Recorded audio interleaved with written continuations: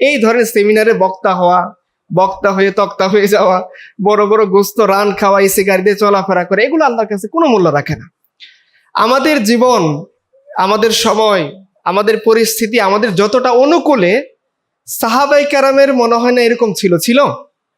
ধরেন আমরা কতজন মানুষ এখানে আছেন, ধরেন প্রায় 500+ মানুষ। দিনের কারণে আপনাদেরকে শিয়াবে আবু তালিবের মতো 2 বছর না খেয়ে জেল খাটতে হয়েছে। কে আছেন এখানে? কতজন আছেন? নাই। শিয়াবে আবু তালিবের অবস্থা কি ছিল? যে বাচ্চা শিশুগুলো খাইতে পারতেছিল না, এরকম খাবার দেওয়া বন্ধ। যারা ওইখানে আছেন, জেলের মতো একটা অবস্থা, উপত্যকার মধ্যে রেখে দিছে। তাদের সাথে কোনো প্রকার রক্তের সম্পর্ক যাদের আছে তাদের যোগাযোগ বন্ধ, খাবার দেওয়া বন্ধ, বিবাহ শাদী বন্ধ, ব্যবসা বাণিজ্য বন্ধ। শুধু এটাই না, তারা যাতে খাবার কিনে না খাইতে পারে, আবু জেহেল সেজন্য কি করতো, যারা শিয়াবে আবু তালিবের কাছে ভিনদেশি যারা এসে খাদ্যদ্রব্য বিক্রি করত, তাদেরকে সে বলতো যে এক খাবারের বিনিময়ে যদি 15 টাকা হয়, আমি এটাকে 30 টাকা করে দিব, তারপরে তুমি ওদের কাছে খাবার বিক্রি করতে পারবে না। ফলে টাকা না থাকার কারণে, বা যাদের টাকা ছিল পর্যাপ্ত টাকা ম্যানেজ না করার কারণে, খাবার সামনে ছিল কিন্তু তারা খাবার তাদের পরিবারের জন্য আনতে পারেননি। এরকম অবস্থা রাসূল সাল্লাল্লাহু আলাইহি ওয়াসাল্লাম এবং সাহাবায়ে কেরামের হয়েছে। আজকে দেখেন যে আমাদের আলোচনা এসির মধ্যে হচ্ছে, নিষেধ নাই, আমি জাস্ট কম্পেয়ার করার জন্য বলতেছি। মাথার উপরে ফ্যান করতেছে, ঝাল লাইট আছে, সুন্দর ব্যবস্থা, ফুল, আবার আমাদেরকে রিসিভ করে আনা হচ্ছে, বড় রান খাওয়ানো হইলো। এত সুন্দর সুযোগ মনে হয় না ইসলামের ইতিহাসে আর কোনো দায়ীরা পাইছেন। এবং পাওয়ার পরে কোনো কিছু না করা সত্ত্বেও তারা কি হয়ে গেছেন? বাতিলের আতঙ্ক সৃষ্টিকারী বক্তা, না, ফুলের মতো পবিত্র, নামাজ পড়ে এক ওয়াক্ত, এরকম হয়ে গেছে বিষয়। এরকম আসলে কোন যুগের এত সহজ ছিল না বিষয়টা, যে একজন লোক ইসলাম পালন করবে, আর ইসলাম পালনটা তার সহজতার কারণ হবে, ইসলাম পালনটা তার জাহিলি সমাজের মধ্যে তার সেফ থাকার কারণ হবে, জাহিলি সমাজের মধ্যে তার সম্মান পাওয়ার কারণ হবে। এইটা কোন যুগে এরকমটা ছিল না। আমরা যত বড়ই বুজুর্গ হই, আমরা কি আবু হানিফা রাহিমাহুল্লাহর চেয়ে বড় বুজুর্গ হইতে পারবো? আবু হানিফা রাহিমাহুল্লাহকে যদি এক পাল্লায় রাখা হয়, আর আমার মতো 100 কোটিকে যদি এক পাল্লায় রাখা হয়, পাল্লা কখনোই আমারটা ভারী হবে না। আবু হানিফা রাহিমাহুল্লাহ যে সমাজের মধ্যে ছিলেন, সেখানে ইসলাম ছিল কি ছিল না? তার মৃত্যু জেলে হয়েছে কি হয় নাই? আহমদ বিন হাম্বল রাহমাতুল্লাহি আলাইহি, তার মৃত্যুর আগে তার অবস্থা কি ছিল? তার ছেলে, এবং তার বর্ণনা আছে বিদায় বা নিহায়াত, আপনারা পড়বেন। তার ছেলে বলছে, আমার আব্বা এত বেশি পরহেজগার ছিলেন যে বাদশার দেওয়া কোনো খাবার দাবার খাইতেন না। বাচ্চা যখনই তাকে তলব করতো, আমার আম্মা ছাতু বানায় দিতেন আর একটু পানি নিয়ে যাইতেন। এই ছাতু এবং পানি খেয়ে বুড়া মানুষ 3 মাস থাকছে, সে বাদশার দেওয়া একটা খাবার খায় নাই।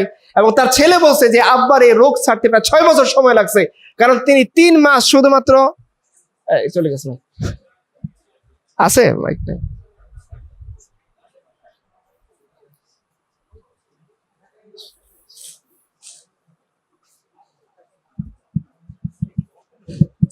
আছে আছে, চলে আসুন। ঠিক আছে, ঠিক আছে, আচ্ছা। তো ওনার ছেলে বলছেন যে আমার আব্বার এই রোগটা সারতে অনেক সময় লাগছে। আপনারা ইমাম মালিকের কথা শুনছেন, এগুলো সব ইসলাম সমাজে থাকা অবস্থার কাহিনী, না থাকা অবস্থার কাহিনী না। যে ইমাম মালিক রাহিমাহুল্লাহকে ফতোয়া দিতে বলছে মোতাবিয়া, তিনি দেন নাই, তো উটের পেছনে বেঁধে তাকে বাগদাদ পুরোটা ঘোরানো হয়েছে। ইমাম শাফি রাহিমাহুল্লাহ, তার হাত পিঠপোড়া করে বেঁধে রাখা হয়েছে। তো আমাদের ইমামরা যারা আমাদের আগে ছিলেন, তাদের অবস্থা কি ছিল? যখন সমাজে ইসলাম প্রতিষ্ঠিত ছিল, কিন্তু শাসকদের রক্তচক্ষুকে তারা ভয় পাননি, ইসলামের সঠিক কথাটা বলেছেন, তাদের উপর অত্যাচার এসেছে। আর আমরা তো এমন লাঞ্ছিত অপমানিত অবস্থায় আছি যে কালেমার জন্য আমরা বাঁচি, যে কালেমার জন্য মরি, সেই কালেমার পতাকা উড়াইলে আমাদেরকে জঙ্গি বলে। মানে ঠিক না? এটা খুব কষ্টের কথা ভাই, এটা ঠিক না বললেও ঠিক। আপনি চিন্তা করেন, আমরা বলি আমাদের দাবি আমরা মুসলমান, আমরা বলি আমরা 92% মুসলমান, আমরা বলি এখানে দাড়ি টুপি মসজিদ অনেক বেশি, আমরা গর্ব করে বলি ঢাকা মসজিদের শহর, আমরা গর্ব করে বলি দক্ষিণ এশিয়ার মধ্যে আমাদের দেশে মাদ্রাসার সংখ্যা অনেক বেশি, আমরা গর্ব করে বলি এদেশে আল্লাহু আকবরের সুরে সূর্য ওঠে সূর্য ডোবে। কিন্তু আপনি বলেন, যে আল্লাহু আকবরের সুরে সূর্য ওঠে, যে আল্লাহু আকবরের সুরে সূর্য ডোবে, সেই আল্লাহর কথাই জমিনে বলা যায়? সেই আল্লাহর সঠিক কথা যারা বলে, তারা কি নিরাপদে জীবনযাপন করতে পারে? যে সমস্ত উলামায়ে কেরাম দ্বীনে হকের কথা আমাদের সামনে প্রচার করে, দ্বীনে হকের কথা আমাদের সামনে বলে বেড়ায়, হালুয়া রুটির ভাগ চায় না, তাদের জীবন কি নিরাপদে থাকে? তাদের বাচ্চারা তাদের লাশের সামনে বসে কাঁদে, কেউ দেখতে যায় না। তারা জেলের মধ্যে পচে গলে মরে থাকে, কেউ দেখতে যায় না। তাদের অবস্থা জেলের ঘানি টানতে টানতে একেবারে হাতের মধ্যে কড়া পড়ে যায়। আপনারা দেখেছেন বড় বড় ওলামায়ে কেরাম যারা না সন্ত্রাসী কর্মকাণ্ড করছে, না কাউকে ধর্ষণ করছে, না কারো ক্ষেতের আইল ধাক্কা দিয়ে দখল করে ফেলছে, এদের গলায় ডান্ডা বেরি পরানো হয়েছে না? কিন্তু আপনারা দেখেন বড় বড় সন্ত্রাসী টপমোস যারা এক রাতের মধ্যে 2000 কোটি টাকার পাথর গিলে খাইছে, তাদেরকে কি ধরা হয়েছে? মিটফোর্ডের মধ্যে আপনারা দেখেছেন প্রকাশ্যে বড় বড়তম কর্মকাণ্ড আর কি হতে পারে ভাই, যে মানুষকে প্রকাশ্যে ইট দিয়ে থেতলে মেরে ফেলা হয়েছে। এদের গডফাদারকে কি ধরা হয়েছে? যে আলেম আপনাদের আমাদের বোনকে, যে এই বোন কিন্তু আবার মানে ইসলামী সংগঠনের বোন না, ছাত্র দল করতো এরকম একজনের ওয়াইফ, তাকে যে ধর্ষণ করছে সেই আলেপের 1 বছরে কোনো বিচার হয়েছে? হয় নাই। জিয়াউল আহসান নামে একজন ভদ্রলোক ছিল, না অভদ্রলোক, সে 1020 জনের বেশি মানুষকে এত কাছ থেকে শুট করছে। প্রসিকিউটর তাজুল ইসলাম সাহেব বলতেছিলেন যে সে কাছ থেকে শুট করতে এই জন্যে যে যখন মানুষকে মারার পরে তার মাথা থেকে মগজ বের হয়ে শরীরে লাগতো, আর মগজের উৎসতা তাকে শান্তি দিতে, এই জন্য সে খুব কাছ থেকে মানুষকে শুট করতো। এই লোকটার কি 1 বছরের কোনো বিচার হয়েছে? একটা মানুষের বিচার করার জন্য কি 1 বছর সময় লাগে চিহ্নিত অপরাধী? যারা আপনার সমাজের মধ্যে চিহ্নিত, এটা সেকুলাররাও একমত, এটা ইসলামিক দৃষ্টিকোণে দরকার নেই। আপনি ইসলাম মানেন না, ঠিক আছে, আপনি ইসলামটা সাইড করে রাখেন। সেকুলার দৃষ্টিকোণ থেকেও যে জিনিসগুলো অপরাধ, এই ধরনের অপরাধে যারা অপরাধী, যে কিছুদিন আগে আপনারা দেখেছেন ভোলার সম্ভবত ঘটনা, চাঁদা দেয়নি, চাঁদা না দেওয়ার কারণে তার স্বামীকে উলঙ্গ করে তার ওয়াইফকে 9 জন মিলে ধর্ষণ করে সেই ভিডিও ছেড়ে দিছে না? বিচার হয়েছে? এখনো পর্যন্ত হয় নাই। আপনার সমাজ, যে সমাজ দাবি করে আমরা ইসলামের সিলসিলা উত্তরাধিকার তুরাসের অনুসারী, যারা হুট করে গজে ওঠা কোনো পেঁয়াজের মতো আলোর মতো না, তারা যুগ যুগ ধরে একটা ঐতিহ্য, একটা মানহাজ, একটা আদর্শ, একটা দিন ধারণকারী, যে দিন মুহাম্মদ আরবি সাল্লাল্লাহু আলাইহি সাল্লাম থেকে ক্রমান্বয়ে এই সিলসিলাটা আমরা অনুসরণ করি, সেই দিনের 92% মুসলমান অনুসারী থাকা সত্ত্বেও সে ছাত্রদল করুক, ছাত্রলীগ করুক, জামাতে ইসলাম করুক, যে করুক, একজন ঘরের বেটিকে ধর্ষণ করে তার ভিডিও ছেড়ে দেওয়া কোনো মাযহাবে কি জায়েজ আছে? এইটা করার পর আমাদের সমাজে কোনো বিচার আছে? তাহলে আমাদের এই কথা বলা কি সাজে যে আমরা 92% মুসলমান? 92% মুসলমান দিয়ে আপনি কি করবেন? যে 92% মুসলমান আলিফের হাত থেকে তার বোনকে রক্ষা করতে পারে না, যে 92% মুসলমান চাঁদাবাদের হাত থেকে তার বোনকে রক্ষা করতে পারে না, যে 92% মুসলমানের দেশে আলেম উলামারা দিনে হক্কার বলার কারণে তাদেরকে গুম করে রাখা হয়, খুন করে ফেলা হয়, কাছ থেকে শুট করা হয়, তার থেকে ডান্ডা বেরি পরিয়ে দেওয়া হয়, সেই 92% সংখ্যা বলতে তো আমাদের একটু লজ্জা থাকা উচিত। 92% মুসলমানের দেশের পলিটিশিয়ানরা বলে যে আমরা আল্লাহর শরিয়া চাই না, এরপরে আবার 92% মুসলমান ওদেরকেই ভোট দিয়ে নির্বাচিত করে। তো এই 92% দিয়ে আপনি কি করবেন? যে 92% মুসলমান সে আল্লাহর কথা বলাকে অপরাধ মনে করে, সেই 92% হিসাব করে আপনি কি করবেন? তার মানে আলটিমেট দিন শেষে আমাদের কনক্লুশন হলো যে যতই আপনি বলেন মুসলিম বঙ্গ, যতই বলেন 92%, যতই বলেন অনেক কিছু, যতই আপনি নারায়ে তাকবীর দেখেন, যতই ওয়াজ মাহফিলে দেখেন, যে ক্যাম্পাস বলে গেছে, কিন্তু আসলে এই জমিনের মধ্যে ইসলামপন্থী হইল সংখ্যালঘু। আপনারা দেখেন এই যে কিছুদিন আগে আপনারা দেখেছেন প্রফেসর সরওয়ার স্যার এবং আসিফ মাহতাব উৎসব, এই দুই স্যারকে একজন প্রকাশ্য ট্রান্সজেন্ডার সে ফেসবুকে দেখাইছে যে কিভাবে তাদেরকে হত্যা করতে হবে। সে ভিডিও আঁকছে যে তাদের মাথা কেটে ফুটবল খেলতে হবে, তাদের চোখ বের হয়ে গেছে। এই ট্রান্স জঙ্গিকে আজ পর্যন্ত গ্রেপ্তার করা হয় নাই। আজকে দেখলাম সেই ইঞ্জিনিয়ারিং ইনস্টিটিউটে গিয়ে সংবাদ সম্মেলন করে বলতেছে যে আসিফ মাহতাব এবং সারওয়ার স্যারে আমার জীবন নষ্টের জন্য দায়ী। আপনার সমাজ, আপনি ইসলামের দৃষ্টিকোণ দূরে রাখেন, যেহেতু আপনার সমাজ ইসলাম বিশ্বাস করে না। সেকুলার দৃষ্টিকোণ থেকে আমাকে বলেন তো, একজন মানুষকে মৃত্যুর হুমকি দিছে যে হুমকিদাতা, সে অপরাধী না যে হুমকি খাইছে সে অপরাধী? অথচ আপনার সমাজের সামিনা লুৎফা, এরা তো মুসলমান নাম ধারণ করা লোক, ধরেন মনে করে নিলেন তারা মুসলমান, ও বলতেছে আসিফ মাহতাব উৎসব এবং সারোয়ারকে মাপ চাইতে হবে এই কারণে যে ওরা ট্রান্সজেন্ডারের বিরুদ্ধে কথা বলছে। অথচ ওই ট্রান্স জঙ্গিটাই এদেরকে কি করছে? হত্যা। মাপ চাইতে বলতেছে কাদেরকে? যারা হত্যার হুমকি খাইছে, যাদের জীবন বিপন্ন তাদেরকে। এই কথাটা যদি কোনো হুজুর বলতো, আপনি যদি বলতেন, কেউ যদি বলতো যে কিভাবে অস্ত্র দিয়ে সেকুলারদেরকে নিধন করা যায়, এই ভিডিও যদি কেউ পাবলিশ করতো, তারপর দিন সে কোথায় থাকতো? এই আপনার সমাজ, যে সমাজ আপনার আবেগকে, আপনার ইসলামকে, আপনার রাসূলকে, আপনার আল্লাহকে কোনো দাম দেয় না। এই যে রাখাল রাহাজন প্রকাশ্যে ফেসবুকে রাসূলুল্লাহ সাল্লাল্লাহু আলাইহি সাল্লামকে কটূক্তি করছিল, কতবার বলা হলো, শাপলা চত্বরে গিয়ে আমরা বললাম, বাইতুল মুকাররমে আমরা বললাম, এই রাখাল রাহার কোনো বিচার হয়েছে? দেখেন পৃথিবীর ইতিহাসে অনেক মাসালা নিয়ে উলামায়ে কেরামের ইখতিলাফ ছিল, অনেক মাসালা নিয়ে দ্বিধান্বিত হয়েছে। আবু হানিফার সাথে তার ছাত্ররা মতবিরোধ করছেন। রাসূলুল্লাহ সাল্লাল্লাহু আলাইহি সাল্লামের ইজ্জতের ব্যাপারে কোনো একজন আলেমও দ্বিমত করেন নাই। আরে আলেম তো দূরের কথা, আপনারা ইতিহাস পড়েছেন, মঙ্গলদের আমলে, তাতারদের আমলে এক কুকুরের সামনে রাসূলুল্লাহ সাল্লাল্লাহু আলাইহি সাল্লামের শান নিয়ে এক খ্রিস্টান পাদ্রী তাতারদের দরবারের মধ্যে আল্লাহ রাসূলের নামে কটূক্তি করতেছিল। তাতারদের কুকুর গিয়ে খ্রিস্টান পাদ্রীকে ছিন্ন বিচ্ছিন্ন করে দিছে। আর একটা কুকুরও আল্লাহ রাসূল সাল্লাল্লাহু আলাইহি সাল্লামের ইজ্জতের ব্যাপারে দ্বিমত করে নাই। আর আপনার সিস্টেম, আপনার সমাজ, আপনার এই সোসাইটি রাসূলুল্লাহ সাল্লাল্লাহু আলাইহি সাল্লামের ইজ্জতের গুরুত্ব দেয় না। এরপরও আপনি এটা নিয়ে খুব সন্তুষ্টিতে ভুগবেন যে এটা 92% মুসলমানের দেশ, আমরা খুব নারায়ে তাকবীর, না, মনে করা কোনো কারণ নাই। যে জমিনের মধ্যে আল্লাহ এবং তার রাসূলের ইজ্জতের কোনো মূল্য নাই, যে জমিনের মধ্যে আল্লাহ এবং তার রাসূলের দ্বীনের কোনো মূল্য নাই, আমাকে বলেন প্রিয় ভাইরা, সেই জমিনের মধ্যে বসে আমরা প্রশান্তির নিঃশ্বাস, পরিবার নিয়ে ভালো থাকা, ব্যবসা নিয়ে সন্তুষ্ট থাকা, এসি নিয়ে মুগ্ধ থাকা, বিসিএস নিয়ে পড়ে থাকা, এগুলো আমাদের কিভাবে সাজে? আমি আমার মূল কথায় আসবো। রাসূলুল্লাহ সাল্লাল্লাহু আলাইহি ওয়াসাল্লাম জীবনটা আপনারা একটু দেখেন। যেদিন থেকে তিনি দাওয়াতি কাজ শুরু করেছেন, সেই প্রকাশ্য দাওয়াতের কাল থেকে আপনি শুরু করেন, এরপরে তার মাক্কি জীবন কি পরিমাণ কষ্টের মধ্যে কাটছে।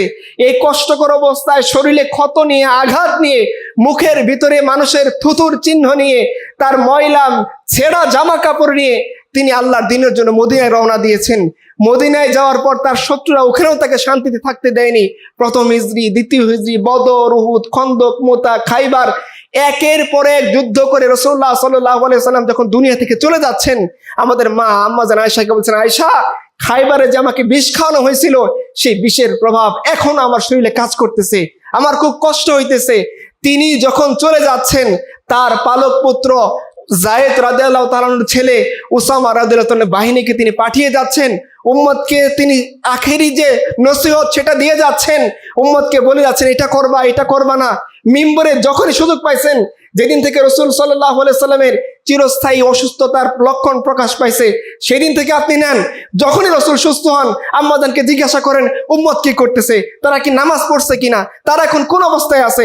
একটু সুযোগ পাইছেন, আব্বাস এবং আলী রাদিয়াল্লাহু তাআলা আনহুর কাঁধের উপরে ভর করে তিনি মিম্বরে চলে গেছেন আমাদেরকে আখেরি উপদেশ দেওয়ার জন্য, এটা করবা, এটা করবা না, আমার কবরকে তোমরা কখনো পূজার স্থান বানাবো না, তোমরা দুনিয়া নিয়ে কখনো মত্ত হবে না, আমার পরে মতবিরোধ দেখা দিবে, দেখো মতবিরোধ হইলে তোমরা এই করবা, সেই করবা, আমার উম্মত অনেক কিছু বলবে, তোমরা আবু বকর ছাড়া কারো ব্যাপারে একমত হবে না। কত নসিহত তিনি জীবন রেখে দিয়ে যাচ্ছেন। কেন? যে তিনি চলে যাচ্ছেন, তিনি দুনিয়ার জীবন শেষ করে আখিরাতের জীবনে পাড়ি দিচ্ছেন, তিনি তো আল্লাহর কাছে কামিয়াব হয়ে যাবেন। তার এই উম্মতের অবস্থা কি হবে? যে জমিনের মধ্যে তিনি রক্ত ফেলছেন, তার চাচা হামজা ইবনে আব্দুল মুত্তালিব রক্ত ফেলেছেন, তার চাচাতো ভাই জাফর ইবনে আবি তালিব রক্ত ফেলেছেন, তার প্রাণপ্রিয় সাহাবী সাদ ইবনে মুয়াজ থেকে শুরু করে, হানজালা থেকে শুরু করে অসংখ্য সাহাবীকে তিনি কবরস্থ করেছেন এই দিনের জন্য।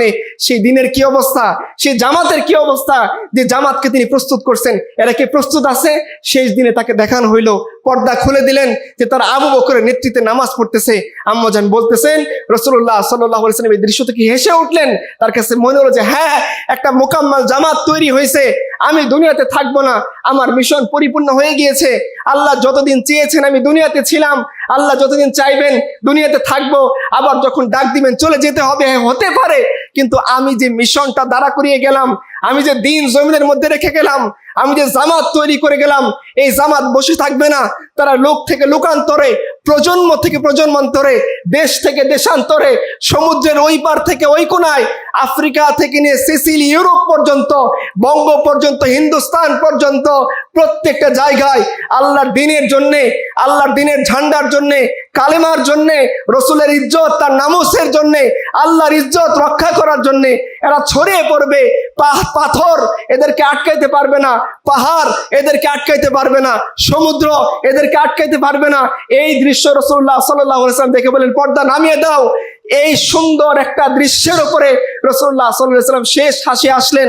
আজকে আমাদের জামাত আছে, আমাদের অর্গানাইজেশন আছে, আমাদের সংগঠন আছে, দাড়ি টুপি আছে, ইমানদার দাবি করা 90% মুসলমানের দেশ আছে, কিন্তু যে উদ্দেশ্য, যে মাকসাদ দিয়ে রাসূলুল্লাহ সাল্লাল্লাহু আলাইহি ওয়াসাল্লাম এই জামাতকে রেখে গিয়েছেন, সেই জামাত যে উদ্দেশ্য এবং মাকসাদ নিয়ে পৃথিবীর এক কোণা থেকে আরেক কোণায় ছড়িয়ে পড়েছেন। মক্কা মদিনা খুবই গুরুত্বপূর্ণ জায়গা, এখানে গেলে সওয়াব হয়, ইবাদত করলে সওয়াব হয়, কাবা তওয়াফ করলে সওয়াব হয়, সব সাহাবায়ে কেরাম জানতেন। এত কিছু জানা সত্ত্বেও সাহাবায়ে কেরামের কবর চীনের মধ্যে চলে গেছে, এত কিছু জানা সত্ত্বেও আফ্রিকাতে চলে গেছে, ইয়েমেনে চলে গেছে, সানাতে চলে গেছে, হাদারামাউতে চলে গেছে, শামে চলে গেছে, বাগদাদে চলে গেছে। কিসের নেশায় তারা চলে গেছেন? যে ফিকির, যে মানহাজ, যে দিন আল্লাহ রাসূল সাল্লাল্লাহু আলাইহি ওয়াসাল্লাম তাদেরকে দিয়ে গিয়েছেন, তারা মনে করতেন যে এই দিন নিয়ে শুধুমাত্র ব্যক্তি পর্যায়ে বসে থাকলে আমার দায়িত্ব, আমার রেসপন্সিবিলিটি, আমার জিম্মাদারি আদায় হবে না। এজন্য রাসূল আমাকে দিন শিখান নাই, এজন্য আল্লাহ কালেমা দেন নাই। কালেমার মানে এটা না যে আমি কালেমাও পড়বো, দিনও কবুল করব, রসুলের কথাও বলবো, আবার কি মিষ্টি মিষ্টি হালুয়া রুটি খাবো, শাসকের ভাগ নিব, জালিমের জুলুমকে মেনে নিয়ে তার জুলুমকে আমি স্বীকৃতি দিব, কুফফারদের নিজামকে স্বীকৃতি দেব, তাগুতের নিজামকে স্বীকৃতি দেব, শয়তানের নিজামকে স্বীকৃতি দিব, আর আমি মনে করবো আমি ভালোই আছি, কারণ সংখ্যায় তো আমরা অনেক বেশি। এই চিন্তা করে সাহাবায়ে কেরাম বসে থাকেন নাই, যার কারণে তারা বসে থাকেন নাই বলে আজকে আমি এবং আপনি মুসলমান হইতে পারছি। তারা বসে থাকেন নাই বলে আজকে আমার এবং আপনার মধ্যে দিন আসছে। যে বঙ্গের আলোচনা আপনারা আমাকে করতে বলছেন, সেই বঙ্গ মুসলিম বঙ্গ হয়েছে, সেই বঙ্গের মানুষ মুসলমান হয়েছে এই সাহাবায়ে কেরামের ফিকিরের কারণে, সাহাবায়ে কেরাম এগিয়ে যাওয়ার কারণে। চীনের বাদশা ইয়াজদির গড়ের কাছ থেকে তাকে লেটার লেখা হয়েছে যে এমন একদল জামাত আসছে আমাকে আক্রমণ করার জন্য, তাদেরকে আমি কোনোভাবে পরাস্ত করতে পারতেছি না। বিদায় ওয়ান নিহায়াতে হাফেজ ইবনে কাসির লিখছেন, ইয়াজদিগর যখন চীনের সম্রাটকে চিঠি লিখছে যে তুমি আমাকে কিছু ফোর্স পাঠাও, আমি একা মোকাবেলা করতে পারতেছি না। এমন একদল জামাত আমার সামনে হাজির হয়েছে যারা শুকনো রুটি খায়, দেহ জীর্ণ শীর্ণ, পোশাক ও তুচ্ছ তাচ্ছিল্য করার মতো, অস্ত্র খুব ভারী না, গাধা ঘোড়া এগুলা খুব বেশি সবল না, কিন্তু তারা যখন রওনা হয় জমিন তাদেরকে রাস্তা করে দেয়, তারা যখন রওনা হয় পাহাড় তাদেরকে রাস্তা করে দেয়, তারা যখন রওনা হয় জলপথ তাদেরকে রাস্তা করে দেয়। পৃথিবীর কোনো শক্তি টিকাইতে পারতেছে না, একটু ফোর্স পাঠাও। আমি লাস্ট চেষ্টা করে দেখি। চীন সম্রাট চিঠি লিখছে, তাদের বৈশিষ্ট্য আমাকে বর্ণনা করো। বলছে তারা যখন দুনিয়াতে দিনের বেলায় যুদ্ধ করে এক একজন বাজ পাখির মতো জীবনের মায়াকে ত্যাগ করে সামনের দিকে এগিয়ে যায়। শত্রুর হাতে কি অস্ত্র এইটা তারা দেখে না, শত্রু ভারী অস্ত্র নিছে, তার হাতে হালকা অস্ত্র, এই চিন্তা সে করে না।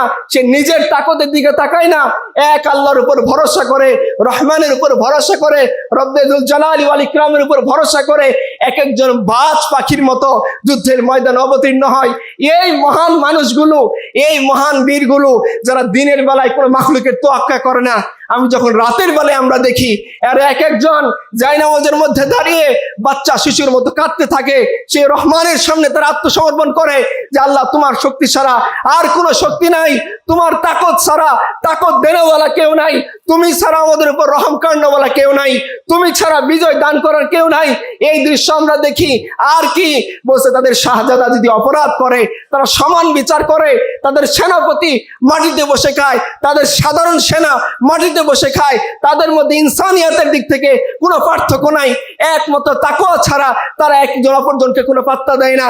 তাদের সাধারণ গোলাম সৈনিক একই প্লেটে খাবার খায়, তাদের জেনারেল, তাদের অ্যাসিস্ট্যান্ট, তাদের সমস্ত ফোর্স একই সাথে বসে একই তবকায় একই জায়নামাজের ভিতরে বসে তাদের আলোচনা করে, পর্যালোচনা করে। বিচারের ক্ষেত্রে তারা ধনী গরিবকে ভেদাভেদ করে না, মন্ত্রী ছেলে অপরাধ করছে শাস্তি কম হবে এই ধারণা তারা লালন করে না।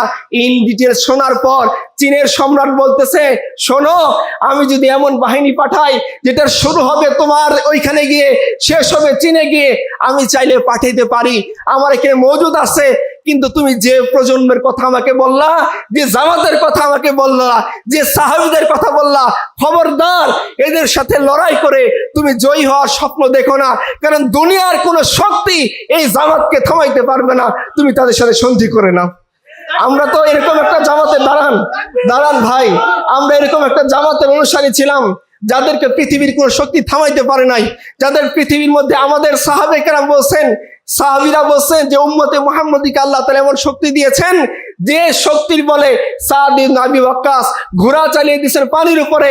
আপনারা সাফওয়ানা রাদিয়াল্লাহু আনহার কাহিনী শুনেছেন, হাফেজ ইবনে কাসির বিদায় ওয়ান নিহায়াতে লিখছেন, তিনি সামনে হাঁটতে হাঁটতে বাঘ আসছে, বাঘকে তিনি বলতেছেন আমাকে চেনো, তুমি কে? আমি বলছি আমি রাসূলুল্লাহ সাল্লাল্লাহু আলাইহি ওয়াসাল্লামের সাহাবী। ইতিহাস লিখতেছে বাঘ তাকে রাস্তা করে দিচ্ছে, জলপথ তাকে রাস্তা করে দিচ্ছে, পাহাড় তাকে রাস্তা করে দিচ্ছে, তার সামনে যত যা আছে সব কিছু অতিক্রম করে তারা অপ্রতিরোধ্য অজেয় শক্তি হিসেবে দুনিয়ার বুকে এগিয়ে গিয়েছেন। আপনারা রোমান এম্পায়ার হিস্ট্রি পড়েন, পার্সিয়ান এম্পায়ার হিস্ট্রি পড়েন, সাসানি সাম্রাজ্যের হিস্ট্রি পড়েন, সাফাভিদ এম্পায়ার হিস্ট্রি পড়েন, কোনো হিস্ট্রিতে আপনারা পাবেন না এত কম সংখ্যক মানুষ পৃথিবীর মধ্যে এত দ্রুত ছড়িয়ে পড়েছে। সে আরব থেকে শুরু, আপনি আফ্রিকাতে যান, সেই আপনি ইয়েমেনে যান, সিরিয়াতে যান, সিসিলিতে যান, বঙ্গতে আসেন, কত দূরত্ব, এখানে তারা ইসলাম নিয়ে ছড়িয়ে পড়ছে। কেন? ওয়াক্তে ফুরসত হে কাহা কাম আভি বাকি হ্যায় নূরে তাওহীদ কা ইতমাম আভি বাকি হ্যায়। কোথায় আমার রেস্ট নেওয়ার সময়, কোথায় আমি ব্যবসা নিয়ে মত্ত থাকবো, কোথায় আমার জীবনটা বিশেষের বিষয়ে ব্যয় করার সময়? এখনো আল্লাহর দিন, রবের দিন, জিম্মাদারি রয়ে গিয়েছে। পৃথিবীর আনাচে কানাচে দিনের বাণী ছড়িয়ে দেওয়ার দায়িত্ব আমাদের রয়ে গিয়েছে।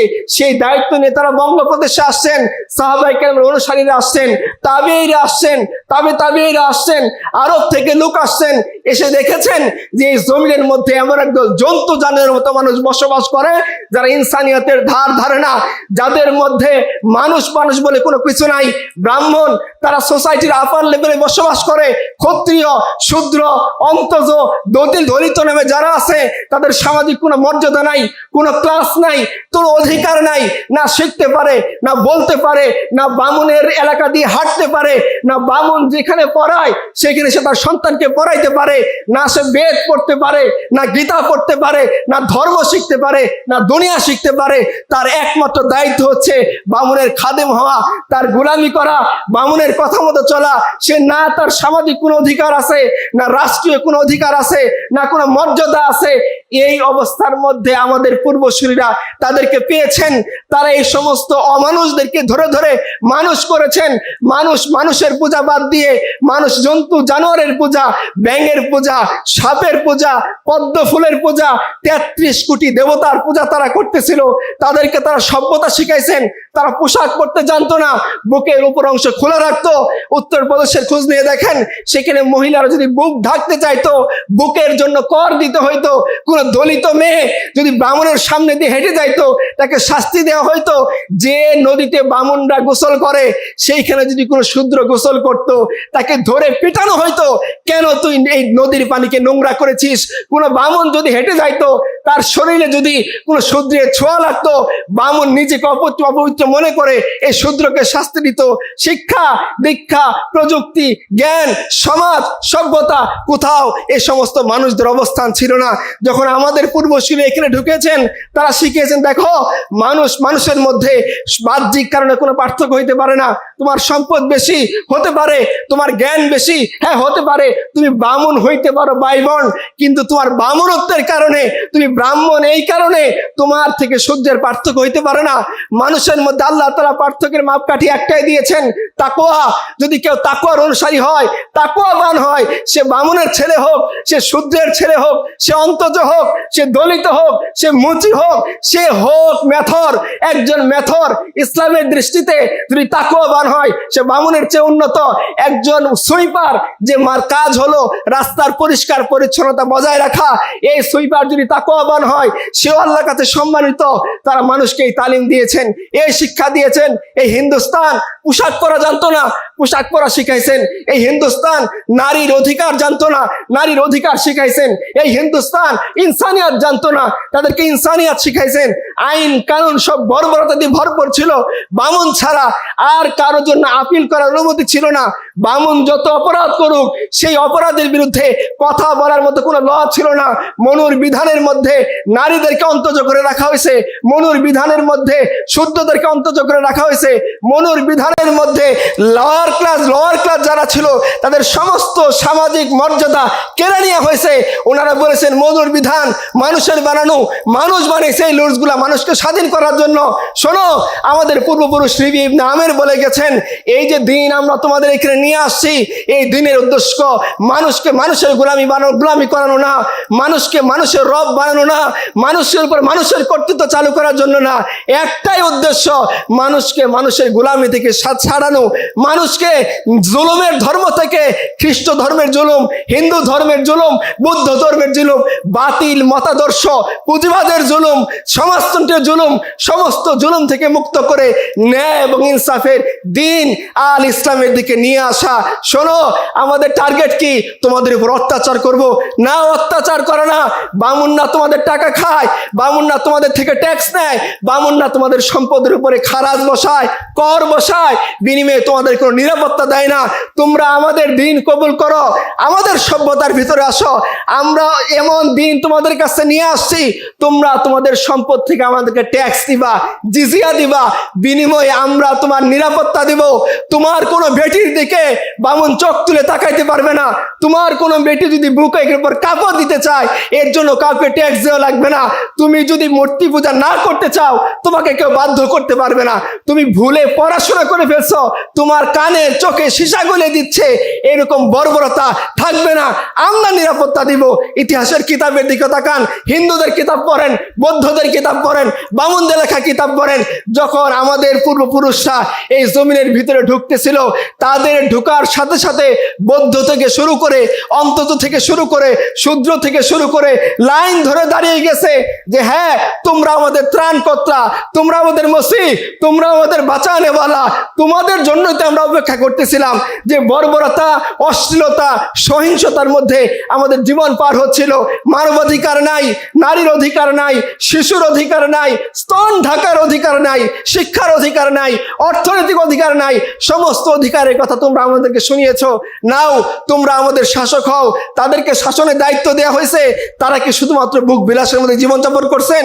সুফিয়ানে কেরামদের জীবনী পড়েন, ফকিরদের জীবনী পড়েন, উলামায়ে কেরামের জীবনী পড়েন, দেখবেন তারা পৃথিবীর আনাচে কানাচ থেকে এসে বাংলার আনাচে কানাচে ছড়িয়ে পড়েছেন, জঙ্গলের ভিতরে গিয়ে দিন প্রচার করেছেন।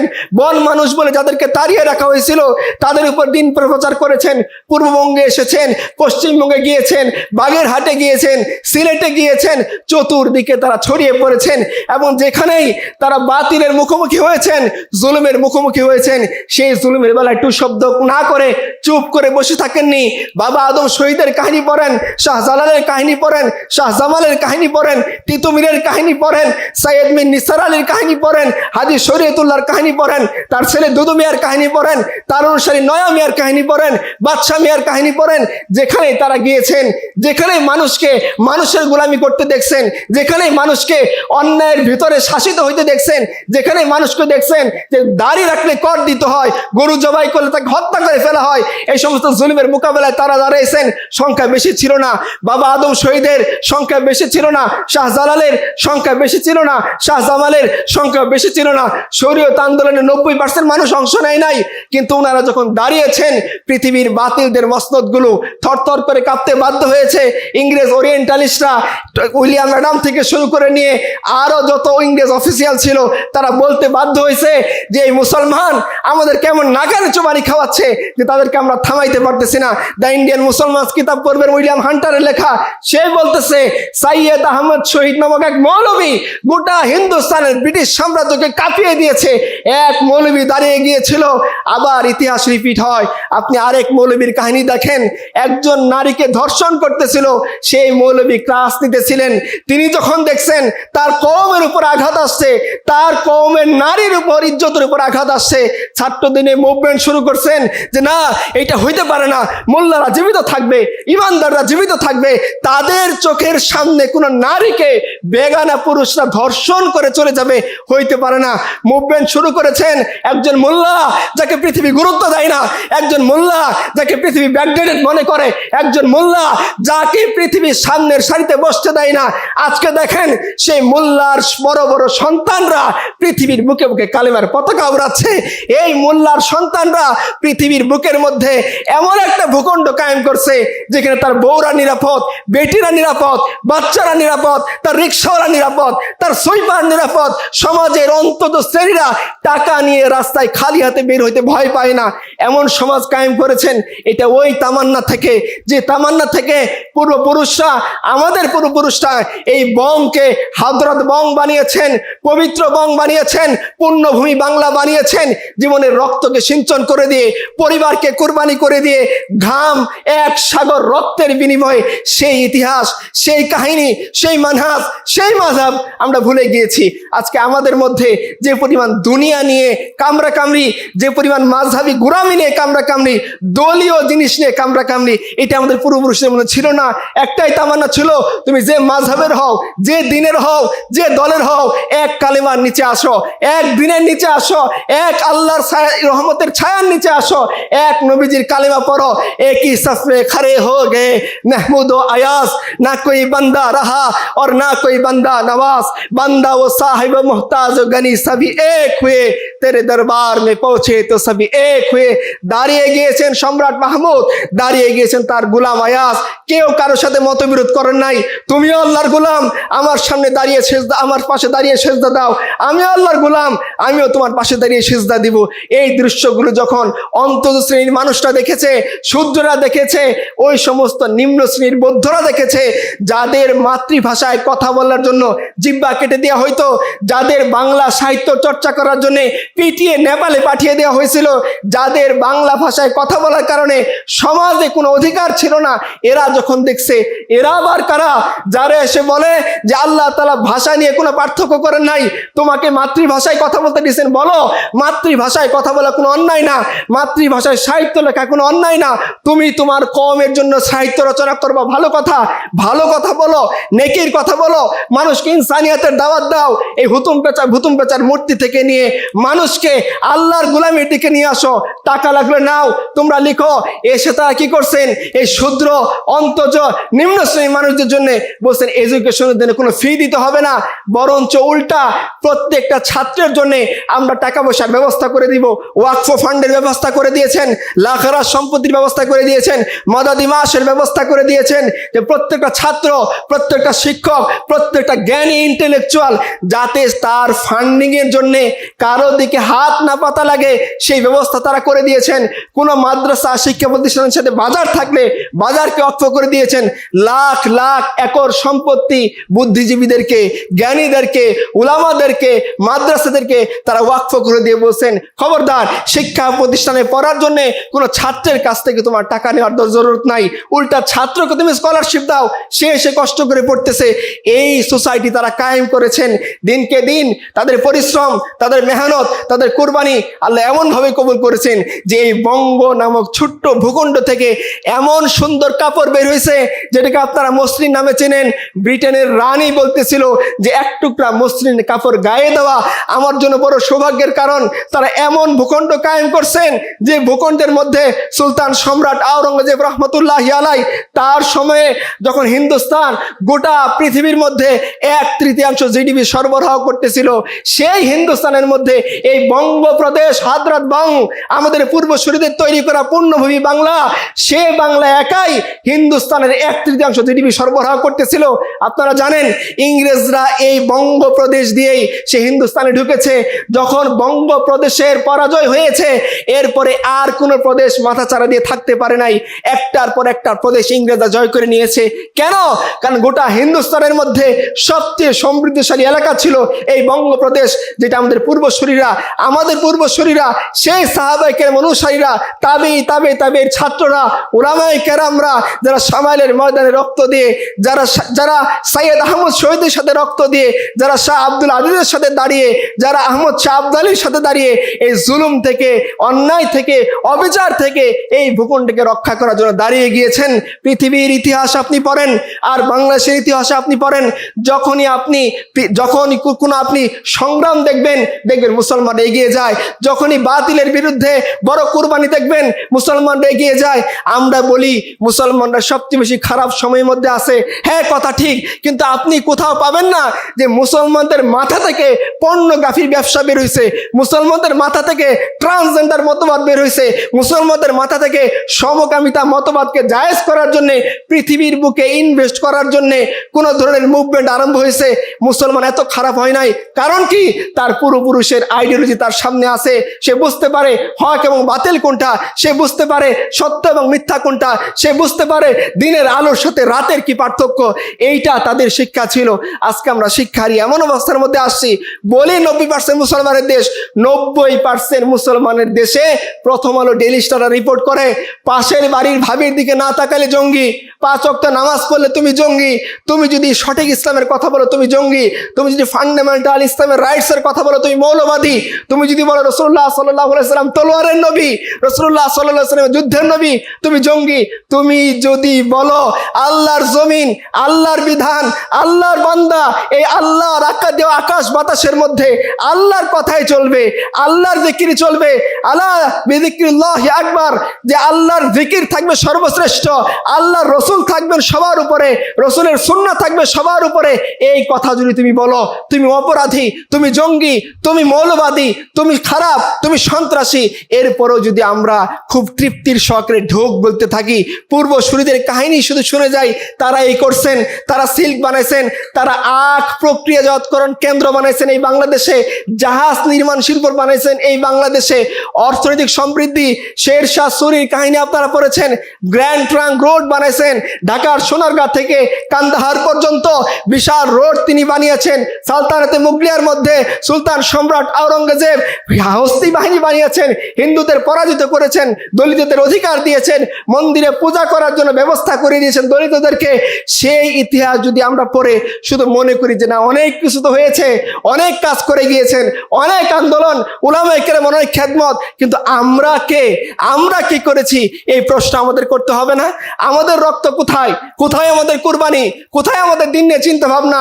ইতিহাস আমাদেরকে আবার একটা সুযোগ দিয়েছে যে আমরাও সেই পূর্বসূরীদের রাস্তায় বেছে নিয়ে সেই কুরবানির নজরানা আল্লাহর সামনে পেশ করে এই হাদরাত বংকে পবিত্র করব, না এই বংকে আমরা ডেইলি স্টারের হাতে ছেড়ে দিব, এই বংকে আমরা প্রথমের হাতে ছেড়ে দিব, এই বংকে আবার কোনো স্বৈরাচারীর হাতে ছেড়ে দিব?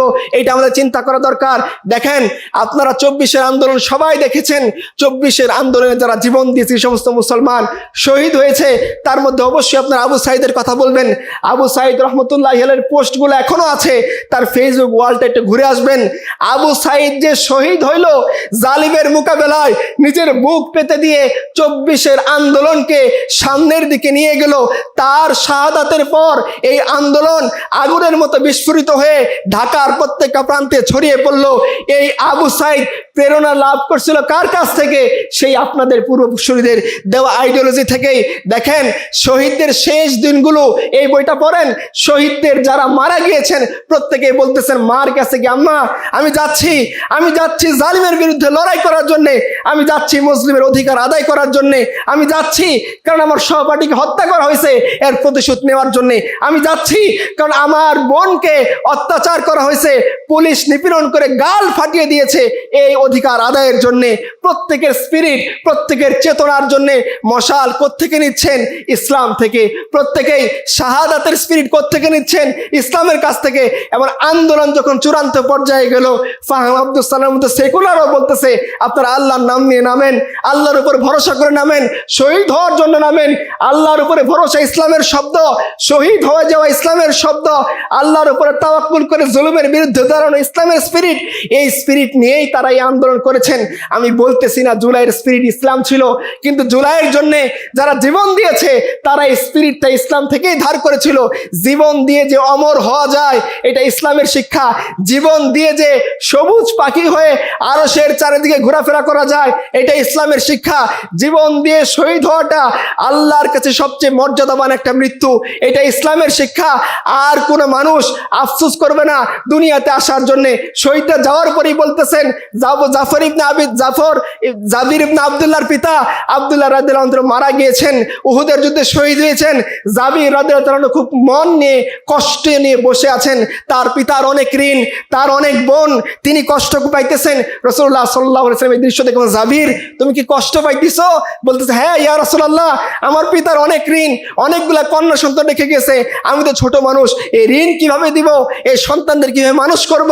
রাসূলুল্লাহ সাল্লাল্লাহু আলাইহি ওয়াসাল্লাম বললেন, জাবির শোনো, আমি তোমাকে বলতেছি তোমার পিতার অবস্থান কোথায়। শোনো জাবির, প্রত্যেকটা মানুষের সাথে আল্লাহ পর্দার আড়ালে কথা বলেন, আর তোমার পিতার সাথে আল্লাহ সরাসরি কথা বলেছেন। তিনি জানতে চেয়েছেন, আল্লাহ তুমি আমাকে দুনিয়াতে পাঠাও। বলছে, বান্দা এটা পসিবল না। কেন?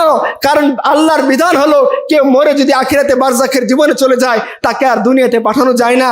আব্দুল্লাহ বলতেছেন, হে আল্লাহ, তাহলে আমার একটা আরজি আছে, তোমার কাছে আমার একটা অনুরোধ, কাকুতি আছে। কি বান্দা? আমাকে যে নিয়ামত দিয়েছো এটা তুমি মানুষকে জানিয়ে দাও। আল্লাহ তখন আয়াত নাজিল করে দিচ্ছেন, শোনো, যারা আল্লাহ রাস্তায় মারা যায় তাদেরকে তোমরা মৃত বলো না, বাল্লাহিয়ামুন ইনদা রাব্বিহিম ইরযাকুন, বরঞ্চ তারা জীবিত, তারা তার রবের পক্ষ থেকে রিজিক পায়। এই যে স্পিরিট, এটা ইসলাম থেকে নেওয়া। কিন্তু আজকে দেখেন, ইসলামপন্থীদের সমস্ত অবদানকে অস্বীকার করে ফেলা হচ্ছে। আজকে ট্রান্সজেন্ডার মতবাদ এই বাংলার বুকে দাখিল করার জন্য চক্রান্ত শুরু হয়ে গিয়েছে। এনজিওরা কাজ করতেছে, বিধর্মীরা কাজ করতেছে, খ্রিস্টান মিশনারিরা প্রায়ই দেখবেন আমাদের উলামায়ে কেরাম খুব আক্ষেপ করে বলেন, উত্তরবঙ্গ খ্রিস্টান মিশনারিরা নিয়ে নিচ্ছে, পার্বত্য চট্টগ্রাম খ্রিস্টান মিশনারিরা নিয়ে নিচ্ছে, বাংলার আনাচে কানাচে খ্রিস্টান মিশনারি, কাদিয়ানি, বাহাই সম্প্রদায় দখল করে ফেলছে। কেন দখল করবে না? তারা স্বাধীনতার আগে থেকে 100 বছর ধরে প্ল্যান করে, টার্গেট করে, জীবন কুরবান করে মেহনত করতেছেন। আপনারা টাঙ্গাইলে কালিয়াকুড়ি হসপিটালের কথা জানেন, ওইখানে মিশনারি একটা হসপিটাল চালায়। আমি একবার গিয়েছি দেখতে। মিশনারি হসপিটালের ডাক্তার FCBS করে এসছে আমেরিকা থেকে, সে আটলান্টিক মহাসাগর পাড়ি দিয়ে সে সাইকেল চালিয়ে গ্রামের প্রত্যেকটা আনাচে কানাচে মহিলাদের খোঁজ নিচ্ছে, গরিব মানুষের খোঁজ নিচ্ছে, ডেলিভারি কেসের মধ্যে যাচ্ছে, 10 টাকা দিয়ে গরিব মানুষটা সেবা নিতে পারতেছে। মুসলমান সে খুব চিন্তা করে, ফেসবুকে স্ট্যাটাস দেয়, এ সুরমে বসে চিন্তা করে, উত্তরবঙ্গ দখল করে নিল, পার্বত্য চট্টগ্রাম দখল হয়ে গেল, আমাদের বাংলার আনাচে কানাচে খ্রিস্টান মিশনারিরা দখল করে ফেললো, পূর্ব তিমুর বানিয়ে ফেললো। কিন্তু পূর্ব তিমুর বানানোর জন্য খ্রিস্টান মিশনারিরা যে পরিমাণ পরিকল্পনা করে, পূর্ব তিমুর বানানোর জন্য খ্রিস্টান মিশনারি ডাক্তার সে তার ক্যারিয়ারকে কুরবান করে দিয়ে তার বাচ্চাকে জিজ্ঞাসা করা হয়েছে, বাচ্চাকে বসিয়ে, যে আচ্ছা তুমি যে এত উন্নত ধরনের খাবার দাবার ছেড়ে এই বাংলাদেশে বসে আলু খাইতেছ, তোমার কষ্ট লাগে না? বলছে, কষ্ট লাগতো, কিন্তু আমার সন্তানরা এখন বাংলাদেশের আলু খাওয়া শিখে ফেলছে, এখন আর কষ্ট লাগে না। একজন খ্রিস্টান সে তার দিনের জন্য কুরবানি করছে। শিখরা যখন রেজিমেন্ট ইন্ডিয়ান সরকারের বিরুদ্ধে বিদ্রোহ করেছিল, সেই বিদ্রোহের পর তাদের স্বর্ণ মন্দির ভেঙে দেওয়া হয়েছে। ওই ভেঙে দেওয়ার পরে শিখদের যে সমস্ত রেজিমেন্ট এই বিদ্রোহে অংশ নিয়েছিল, ইন্দিরা গান্ধীর সরকার তাদেরকে বলছে যে তোমরা যদি তওবা করে ফিরে আসো, আবার যদি বলো আমরা ইন্ডিয়ার প্রতি ওয়াফাদার, আমরা যা করছি ভুল করছি, তাহলে তোমাদের চাকরি ফেরত দেওয়া হবে। এইখানে অনেক মেজর জেনারেল পদমর্যাদার লোক ছিল, জেনারেল ছিল, সাধারণ সৈনিক তো ছিলই, কিন্তু তাদের কথা ছিল ইন্দিরা গান্ধীর সরকারকে, আরে যদি ধর্মই বাঁচাইতে না পারি আমি আমার চাকরি দিয়ে কি করব? যদি পাগড়ি বাঁচাইতে না পারি, যদি আমার বসে হয় গুরু আমার খোদার নাম আমি নিতে না পারি, আমি ইন্দিরা গান্ধীর অধীনে চাকরি করে কি করব? চাকরি ছেড়ে দিয়ে তারা নিজে জুলুমের জালিমের সেই কি বলে এই ফাঁসির মঞ্চকে তারা আলিঙ্গন করেছেন। তারা যদি করতে পারেন, শিখ যদি তার ধর্মের জন্যে, তার পাগড়ির জন্যে, তার ডিগনিটির জন্যে, তার ধর্মের জন্য, তার মাযহাবের জন্য নিজের চাকরি কুরবান করতে পারে, পরিবার কুরবান করতে পারে, একজন খ্রিস্টান মিশনারি উচ্চ শিক্ষিত FCBS করা ডাক্তার সে যদি তার ধর্ম প্রচার করার জন্য, তার মাযহাব প্রচার করার জন্য, তার আইডিওলজি প্রচার করার জন্য আটলান্টিক পাড়ি দিয়ে এসি পিছনে ফেলে, সুখ পিছনে ফেলে, চাকরি পিছনে ফেলে, সরকারি সুযোগ সুবিধা পিছনে ফেলে মাটির ঘরে পোলাপানকে নিয়ে আলু খেয়ে পড়ে থাকতে পারে, তাহলে আজকে আমাদের কি হয়েছে যে আমরা আমাদের পূর্বসূরীদের সেই কথা রাখবো না? আমি একজন পূর্বসূরী কাহিনী শোনাই। অনেক বড় বড় উলামায়ে কেরামের কথা জানেন। মাওলানা কিফায়েত আলী কাফি রহমতুল্লাহি আলাইহি সেই ইংরেজদের 1857 মহাবিদ্রোহে তিনি অংশ নিয়েছেন। ইংরেজরা তাকে ধরেছে, কালা পানির জেলে নিয়ে গিয়েছে, নিয়ে এই বয়োবৃদ্ধ বয়স্ক বুড়া আলেমকে সারা রাত ইস্ত্রি দিয়ে তারা কয়লার ইস্ত্রি দিয়ে রিমান্ড দিয়েছে, চামড়াগুলো পুড়ে কালো হয়ে গিয়েছে। পরের দিন তাকে নিয়ে যাচ্ছে, যা তোকে আজকে ফাঁসি দিব, হাত বাঁধা, পায়ে বেড়ি পরানো। এই বুড়া মাওলানা কিফায়েত আলী কাফি ফাঁসির মঞ্চের দিকে তাকিয়ে আছেন। ইংরেজরা ভেবেছে এই মঞ্চ দেখে তার মনের ভিতরে হয়তো মৃত্যুর জন্য একটু হলেও আক্ষেপ আসবে, আর তারা আমাদের প্রতি তারা বিদ্রোহ তুলে নিয়ে আনুগত্য স্বীকার করবে ব্রিটেন রানীর প্রতি। ইতিহাসের কিতাব লিখতেছে মাওলানা কিফায়েত আলী কাফি রহমতুল্লাহি আলাইহি যখন ওই ফাঁসির মঞ্চ দেখেছেন, হেসে হেসে ইংরেজদের হাত ছাড়িয়ে দ্রুত এই বুড়া ফাঁসির মঞ্চের দিকে চলে যাচ্ছে। ইংরেজ জিজ্ঞেস করেছে, কি রে ব্যাপার, মৃত্যু দেখে সবাই ভয় পায়, তোর কি হইলো, তুই আমাদেরকে ছেড়ে আগে আগে মৃত্যুর দিকে এগিয়ে যাচ্ছিস? বলছে, আরে ইংরেজরা, শুনে রাখো ফিরিঙ্গিরা, যার জন্য আমি এতদিন অপেক্ষা করছি সেইটাই তো আমার সামনে, এই জন্য আমি খুব দ্রুত আল্লাহর দিকে চলে যাচ্ছি। কবিতা পড়তেছেন, বুড়া লব্বে বাম ভি পুকারা, সরদার ভি সদা দে, হাম কাহা কাহা না পৌঁছা তেরা দীদ কি লগন মে। আরে আল্লাহর দিদারের জন্য আমি কত কত জায়গায় তালাশ করেছি, 57 বিদ্রোহে অংশ নিয়েছি, বদনসিব আল্লাহ আমাকে শাহাদাত নসিব করেন নাই, কিন্তু আমি যেটা চাইছিলাম আল্লাহর দিদার, সেটা তো আমার চোখের সামনে, এই জন্য সেই ফাঁসির মঞ্চকে চুম্বন করার জন্য আমি খুব দ্রুত চলে যাচ্ছি। আমাদের পূর্বসূরীরা ছিলেন যারা শুধুমাত্র কথার ফুলঝুরি দিয়ে এসি গাড়িতে এসে লম্বা কুরমা পোলাও খেয়ে এসি রুমের মধ্যে বসে বয়ান শেষ করেই তারা চলে যাননি। তারা তাদের বউকে কাঁদিয়েছেন, তারা তাদের সন্তানকে কাঁদিয়েছেন, তারা তাদের বাচ্চাকে ইয়াতিম করেছেন, তারা তাদের মা বাপকে কুরবানি করেছেন, তারা তাদের রক্তকে কুরবানি করেছেন, তারা তাদের সুখকে, আরামকে, কেরিয়ারকে কুরবানি করার কারণেই আজকে আমাদের মাথায় টুপি, আমাদের মুখে দাড়ি, আমাদের দেশে ইসলাম, আমাদের দেশে মাদ্রাসা, আমাদের দেশে আল্লাহু আকবার, আমাদের দেশে আজান, আমাদের দেশে ইকামত। কিন্তু এই পূর্বসূরীদের কথা, পূর্বসূরীদের কুরবানি, পূর্বসূরীদের যে আইডিওলজি, সেটা বিক্রি করে আমরা আর কতদিন কি করব? আমরা এটা কতদিন বিক্রি করে খেতে চাই? সব খাওয়ার একটা লিমিট থাকে। আপনি যত বড় বাদশা হন না কেন, যত বড় জমিদার হন না কেন, 3-4 পুরুষ পরে এই সম্পত্তি বিক্রি করে খাইলে আর থাকবে না।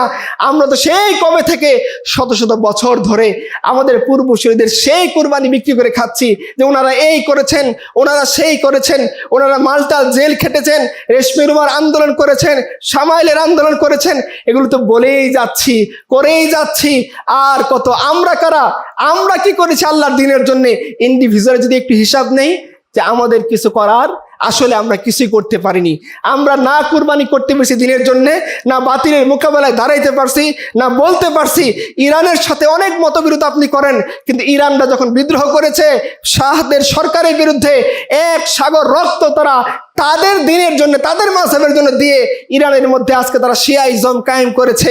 মৌলবীরা, মোল্লারা, তারা তাদের এলাকাকে নিরাপদ করে পৃথিবীর মধ্যে সবচেয়ে গ্রোয়িং, যেটা বাড়তেছে মুদ্রার মান, এরকম দেশ বানাইছে যেখানে কেউ জুলুম করতে পারে না, ধর্ষণ করতে পারে না, জুয়া খেলতে পারে না, মদ খাইতে পারে না। আর আজকে আপনি এমন সমাজের মধ্যে বাস করেন, পূর্বসূরীদের রেখে যাওয়া সেই আদর্শ বিক্রি করে খেতে খেতে এমন অবস্থা হয়েছে যে আমাদের ঘরের বেটিকে ধর্ষণ করে সেই ভিডিও ছেড়ে দেওয়া হয়।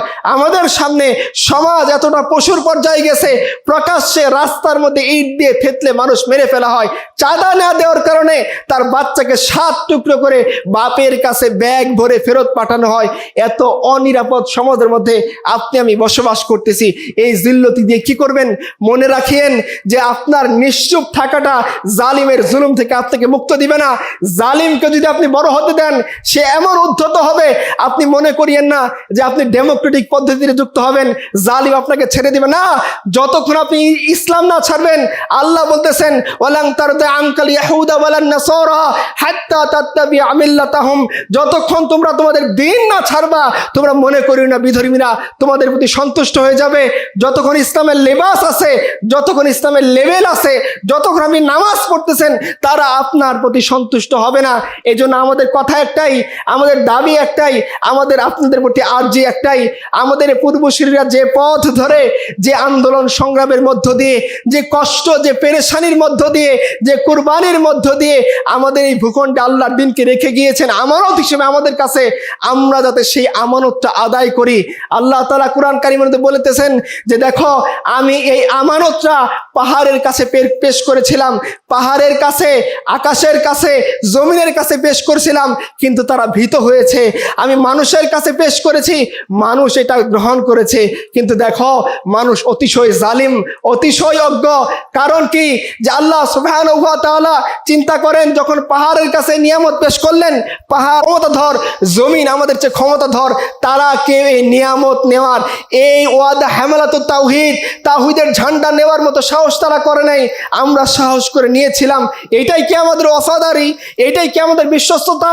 এটাই কি সেই ওয়াদার নমুনা যে যখন বলা হবে সেই হামালাতুত তাওহীদের জন্য, সেই দ্বীনের জন্য, সেই ইসলামের জন্য, সেই ওয়াদার জন্য যেটা তোমরা রুহের জগতে তোমাদের রবের সাথে করে এসছো, সেই ওয়াদার একটা নমুনা, সেটার বাস্তবায়ন, সেটার কুরবানি তোমরা পেশ করো। তখন বলবো না ভাই, আমার তো বিশেষ পরীক্ষা আছে, আমি যদি কাজ করতে যাই আমার চাকরিটা তো চলে যাবে, আমি যদি কাজ করি আমার নামেও একটা মামলা হবে। এইভাবে কাপুরুষের মতো পিছিয়ে যাব। আর 92% মুসলমান, 90% মুসলমান, এই করেছি সেই করেছি, অতগুলো আজান হচ্ছে, অতগুলো সেমিনার হচ্ছে, সেমিনারের সিট বুকিং হয়ে যাচ্ছে, এই কথাগুলো আমাদেরকে আমাদের এই জিল্লতিকর অবস্থা থেকে মুক্তি দেবে না যতদিন পর্যন্ত আমরা না উপলব্ধি করব যে আমরা গায়রতমান উম্মাহ। এই উম্মাহকে আল্লাহ তাআলা অন্য কোনো কওমের অধীনে শাসিত হওয়ার জন্য দুনিয়াতে পাঠান নাই। ইসলামকে আল্লাহ সুবহানাহু ওয়া তাআলা কারো আন্ডারে চলার জন্য পাঠান নাই। ইসলামকে জমিনের মধ্যে লাঞ্ছিত করার জন্য আল্লাহ তাআলা পাঠান নাই। জমিনের মধ্যে ইসলামই থাকবে সবার উপরে, জমিনের মধ্যে আল্লাহর গোলামরা থাকবে সবার উপরে, আলেম উলামা পীর মাশায়েখরা থাকবেন সবার উপরে। আজকে আপনাদের সমাজের মধ্যে দুই কলম ইসলাম সম্পর্কে জানে না, এরকম বুদ্ধিজীবীরাও ইসলাম নিয়ে আজকে ফতোয়া দেয়, এরকম বুদ্ধিজীবীরাও ইসলাম বিরোধী মতবাদের পক্ষে সাফাই গায়। প্রথম আলো তাদের পক্ষে, ডেইলি স্টার তাদের পক্ষে, তাগুতি শক্তি তাদের পক্ষে, হিন্দুস্তান তাদের পক্ষে, তাদের আব্বু আমেরিকা তাদের পক্ষে। এত কিছুর পরেও আজকে দেখেন তারা তাদের রেজিমকে টিকিয়ে রাখতে পারেনি। আমাদের ইতিহাসের সবচেয়ে জালিম রেজিম, অল্প কিছু মানুষের কুরবানির দ্বারা এই রেজিম চলে গিয়ে ইন্ডিয়াতে আশ্রয় নিয়েছে। আজকে যদি এই ছেলেগুলো কুরবানি না দিত, আমাদের জুলুম আরো কত লম্বা হইতো কে জানে। এখান থেকেও আমাদের শিক্ষা, সাহস করে কিছু মানুষ যদি না দাঁড়ায়, তারা যদি উলামায়ে কেরামের কাছে না আসে, তাদের ডাকে না সাড়া দেয়, তাহলে সেই তাওহীদের যে আমানত আল্লাহর কাছ থেকে আমি আপনি নিয়ে আসছি, সেটা আমরা কি বলবো, কি বলে আল্লাহর কাছে জবাব দিব যে আল্লাহ সেই তাওহীদের সেই ওয়াদা যে করে আসলাম, রুহের জগতে যে ওয়াদা করলাম, সেই ওয়াদার জন্য এই করেছি, সেই জবাবটা আমাদের কি হবে ভাই? হয়তো জবাব দেওয়ার মতো আর কোনো রাস্তা বাকি থাকবে না। তার চেয়ে এটাই ভালো যে আল্লাহ জীবন তো তুমি দিয়েছো, যৌবন তুমি দিয়েছো, হায়াত তুমি দিয়েছো, মেধাও তুমি দিয়েছো, আমার এই সমস্ত কিছু তোমার সেই ওয়াদা পালন করার জন্য আমি বিলীন করে দিব।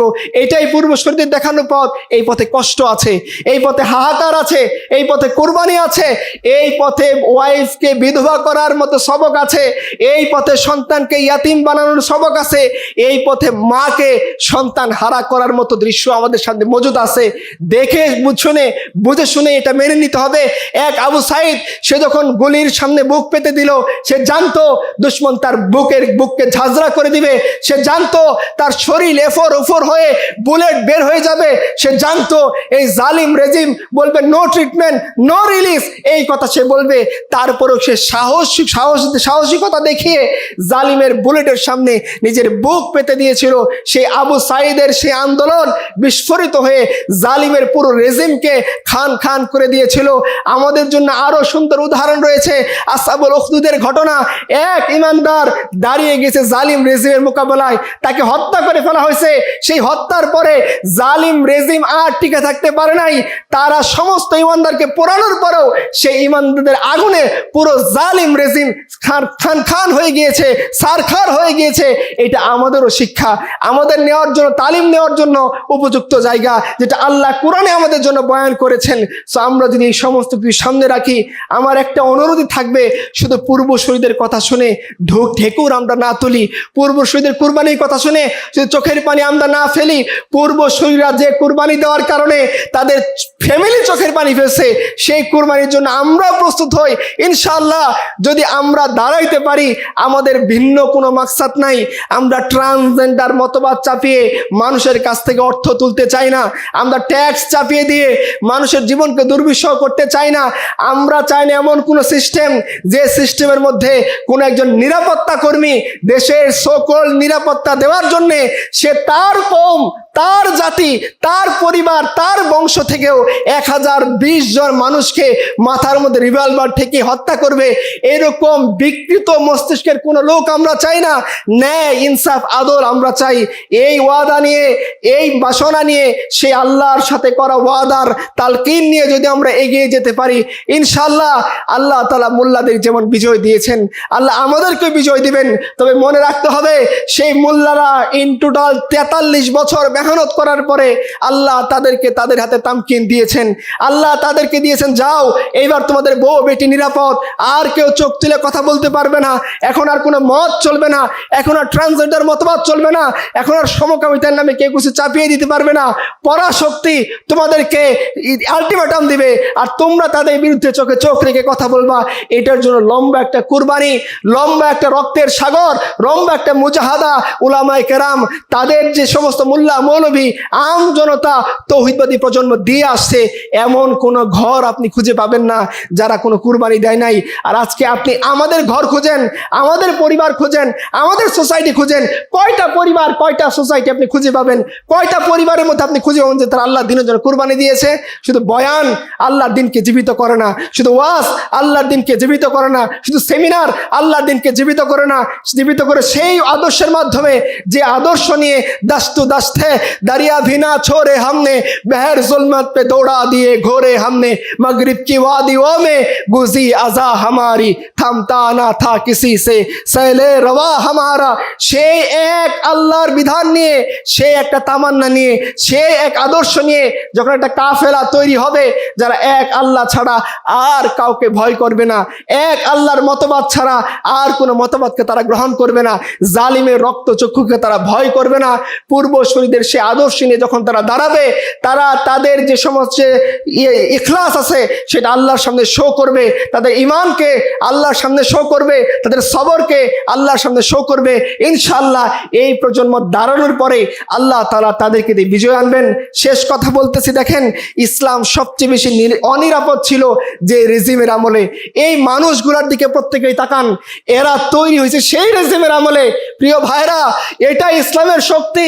কোন জালিমের জুলুম, কোন কারো রক্তচক্ষু, কোন আব্বু, কোন পরাশক্তি এই ইসলামকে টিকিয়ে রাখতে পারবে না। জমিনের মধ্যে আমরা থাকি বা না থাকি, আমাদের কম থাকুক বা না থাকুক, আমাদের এই প্রজন্ম থাকুক বা না থাকুক, আমরা কুরবানি করি বা না করি, আমরা বদবক হই কি না হই, এগুলো আল্লাহর কাছে দেখার কোনো বিষয় না। আল্লাহ এগুলোকে পরোয়া করেন না। আল্লাহর ওয়াদা হচ্ছে, হুয়াল্লাযী আরসালা রাসূলাহু বিল হুদা ওয়া দীনিল হক লিইয়ুযহিরাহু আলাদ দীনি কুল্লি ওয়ালাউ কারিহাল মুশরিকুন। আল্লাহর ওয়াদা, নবী তুমি শুনে রাখো, আল্লাহ জমিনের মধ্যে তার দ্বীনকে গালেব করবেন, আল্লাহ জমিনের মধ্যে কালেমার পতাকাকে গালেব করবেন, আল্লাহ জমিনের মধ্যে তার দ্বীনকে প্রতিষ্ঠিত করবেন। এটা আল্লাহর ওয়াদা। আমরা যদি বদবত হই, আমরা এই কাতার থেকে ছিটকে পড়বো। আমরা যদি ওফাদারি না করি, আল্লাহ আমাদেরকে বাদ করে দিবেন। আমরা যদি আল্লাহর বিশ্বস্ততা অর্জন না করি, আল্লাহ আমাদের কাজে লাগাবেন না।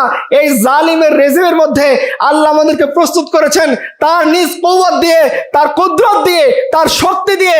জালিমের রেজিম তার সমস্ত প্রযুক্তিকে ব্যবহার করে, পেগাসাসকে ব্যবহার করে, স্পাইওয়ারকে ব্যবহার করে এই কাফেলাকে থামাইতে পারে নাই।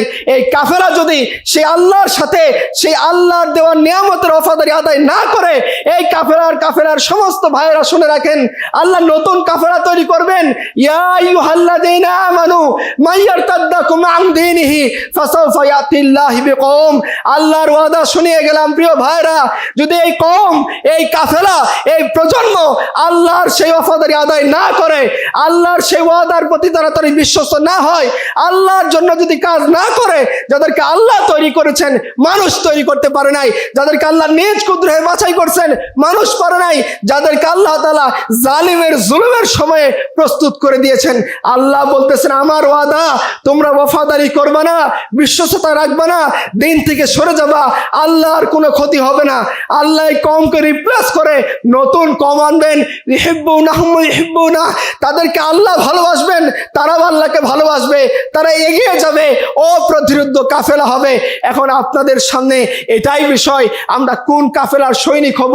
সেই অপ্রতিরোধ্য, সেই পূর্বসূরীদের কাফেলা, না ওই কাফেলা যে কাফেলার শেষটা মিশে আসে জাহান্নামের সাথে? এটা আমাদের বিষয়। ওয়া আখিরু দাওয়ানা আলহামদুলিল্লাহি রাব্বিল আলামিন। तकबीर तकबीर, तेरा मेरा रिश्ता क्या, तेरा मेरा रिश्ता क्या, तकबीर। মুআজ্জাজ মুহতারাম, এখন মাগরিবের নামাজের বিরতি হবে। আমাদের সামানপত্র যেগুলো আছে ব্যাগটাকে আমরা সাথে করে নিয়ে যাব, সবগুলো চেয়ার খালি থাকবে। নামাজের পরে টোকেন হিসেবে চেয়ারে আপনাদের আপ্যায়ন রাখা হবে। এজন্য সবগুলো চেয়ার খালি থাকবে। আপনারা যার যার ব্যাগ সামান মেহরবানি করে সাথে করে নিয়ে যান। আইডি কার্ড হেফাজতে রাখবেন। হলরুমে প্রবেশের সময় কার্ড চেক করে প্রবেশ করানো হবে। আর চেয়ারগুলো সব খালি রাখবেন ইনশাআল্লাহ।